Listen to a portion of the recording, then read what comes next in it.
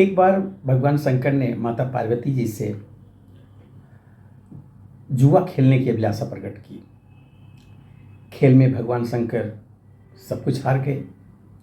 हारने के बाद भोलेनाथ अपनी लीला को रचते हुए पत्तों का वस्त्र पहन करके गंगा के तट पर चले गए। इधर कार्तिक जी को जब सारी बात पता चली, माता पार्वती से समस्त वस्तुएं वापस लेने के लिए आए।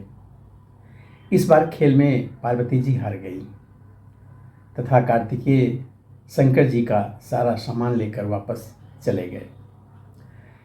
इधर पार्वती जी भी चिंतित हो गई कि सारा सामान भी गया और पति भी दूर हो गया।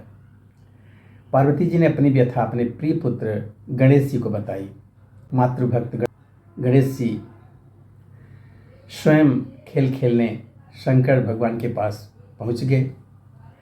गणेश जी जीत गए तथा लौटकर अपनी जीत का समाचार माता को सुनाया। पार्वती बोली कि उन्हें अपने पिता के साथ लेकर आना चाहिए था। गणेश जी फिर भोलेनाथ की खोज करने निकल पड़े। भोलेनाथ से उनकी भेंट हरिद्वार में हुई। उस समय भोलेनाथ भगवान विष्णु व कार्तिकेय के साथ भ्रमण कर रहे थे। पार्वती से नाराज भोलेनाथ ने लौटने से मना कर दिया। भोलेनाथ के भक्त रावण ने गणेश जी को वाहन मूषक को बिल्ली का रूप धारण करके डरा दिया। मूषक गणेश जी को छोड़कर भाग गए। इधर भगवान विष्णु ने भोलेनाथ की इच्छा से पासा का रूप धारण कर लिया। गणेश जी ने माता के उदास होने की बात भोलेनाथ से कह सुनाई। इधर भगवान विष्णु ने भोलेनाथ की इच्छा से पासा का रूप धारण कर लिया था। इस पर भोलेनाथ बोले कि हमने नया पासा बनवाया है, अगर तुम्हारी माता पुनः खेल खेलने के लिए सहमत हो जाए तो मैं वापस चल सकता हूँ।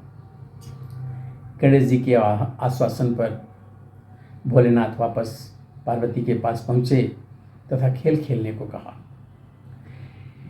इस पर पार्वती हंस पड़ी और बोली, अभी पास क्या है जिससे खेल खेला जाए। यह सुनकर भोलेनाथ चुप हो गए। इस पर नारद जी ने अपनी वीणा आदि सामग्री उन्हें दे दी। इस खेल में भोलेनाथ हर बार जीतने लगे। एक दो पासे फेंकने के बाद गणेश जी समझ गए तथा उनकी भगवान विष्णु के पासा रूप धारण करने की रहस्य की भी माता जी पार्वती को बता दिया। सारी बात सुनकर पार्वती जी को क्रोध आ गया।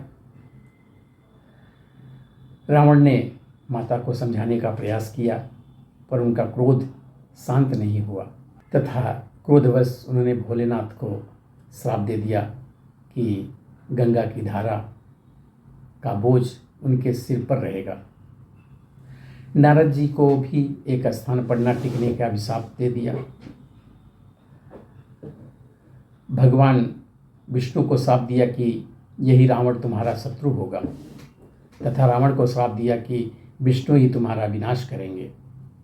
कार्तिकेय को भी माता पार्वती ने हमेशा बाल रूप रहने का श्राप दे दिया।